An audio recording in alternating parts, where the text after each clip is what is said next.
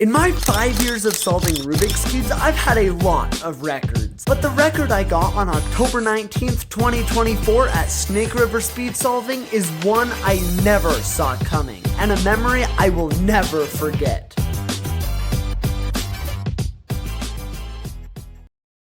The day started out nicely with a round of Mega Minks, in which I got some pretty nice solves, including a new PR single. That's not the cool record I'm talking about though. After Mega Minks was the most famous event 3x3, and up to this point in my 9 previous competitions, I had always underperformed in this event. While I generally averaged around 11 or 12 seconds at home, my best average in competition was just a 13.26, which I got nearly a year earlier. But even greater than this goal, I wanted to break the famous 10-second barrier in competition, and in this moment, I was determined. I started out strong with a 13.30, followed by a 13.24 and a 12.33. This meant I only needed one more good solve and I would secure a new PR average. But just when I got hopeful, my dreams were strained. Oh no! And that's right down for +2 there. Yeah, that was gonna be guaranteed PR average. Really? Yeah. 12.9. Oh. Even with a bad 4th solve, I still had one more chance to get my record, and that is exactly what I did. PR average. And yet, in the back of my mind, that goal of a sub-10 single grew bigger and bigger. And when I should have been practicing or focusing on my goals, my inner child took over, and I had some fun with my friends. Alright guys, so right now we had the great idea. We are going to make a Disney princess tier list. We are going to rank them from least attractive to most attractive. I think we can agree. Rapunzel is an S tier princess. Who the heck is that? Aurora. I don't know if I'm a blonde guy, I'm gonna be real. Yeah. Did you put her below Mulan? Yeah. Moana. Okay, I'm sorry. Moana's a baddie. Cinderella. No. Okay. Okay, so here we have our Disney princess tier list. Next up in the competition was Pyraminks, and as the cool kids say, some shenanigans about to go down. The average started with an 8.66 followed by an 860. Then came the 804, and it was finally time to make a deal. If you predict the time, I'll give you my firstborn child.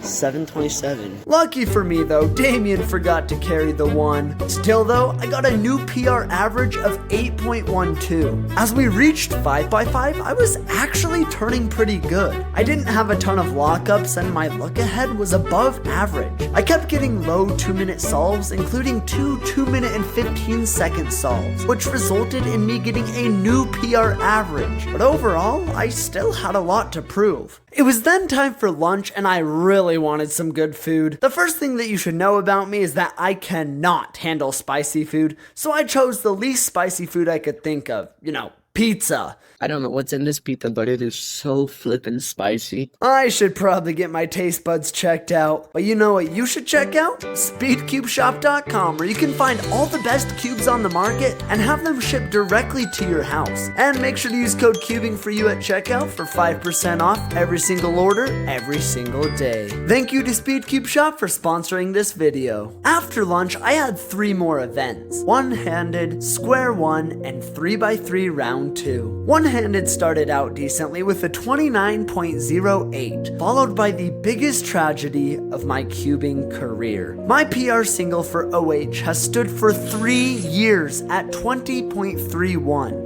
And on Solve 2, I beat it with an 18.36, which is crazy. But because of a +2, I missed PR by 0.05 seconds. This was the moment of the competition where my confidence tanked. Following that tragedy, I got a couple of okay solves to cap off this very disappointing average. I really don't practice Square 1, which is unfortunate because I got one of the easiest cube shapes ever on my first solves, and instead of the 1 or 2 seconds it should have taken me, it took me 28 seconds to make the easiest cube shape.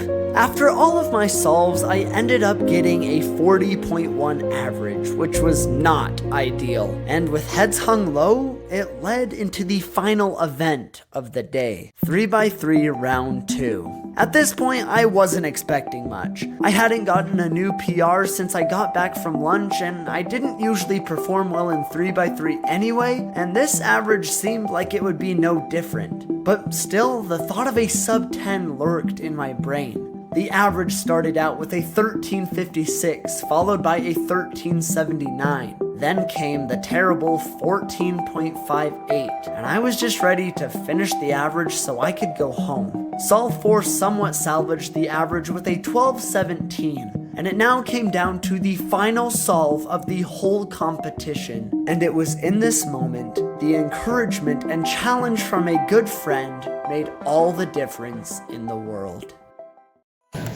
Sub 10, I guess. If you got it right, then you get my first child. Okay.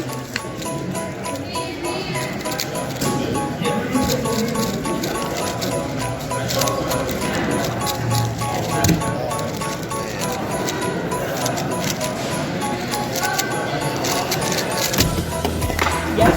Oh, check your kid. I got sub 10. I get it. You get my first child. Just like that, the unexpected record of the ages, a barrier broken all because of a friend who now gets my first child. If you enjoyed, please consider subscribing and make sure to leave a like on the video to let me know you want more of it in the future. Anyway, bye!